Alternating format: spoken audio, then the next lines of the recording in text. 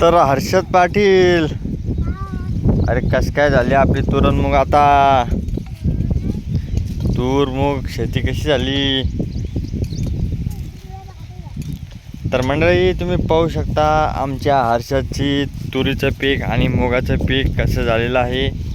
तर पाठीमागे सुद्धा आपण व्हिडिओ टाकला होता कशा प्रकारची आपली तूर मूग होता. तर तुम्ही आता पाहू शकता आता कशा प्रकारे झालेलं आहे.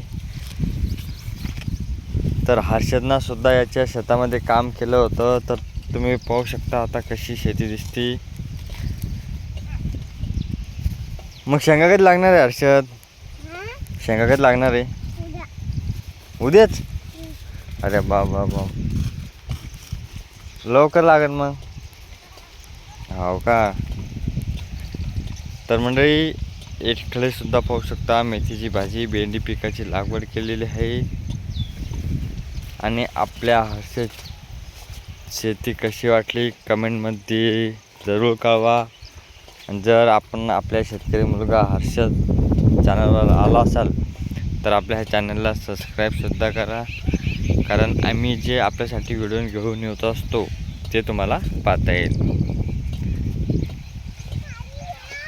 हर्षद, अरे आपल्या मंडळींना सांग ना सबस्क्राईब करा म्हणा. हां, आम्ही नवीन व्हिडिओ घेऊन येऊ म्हणा.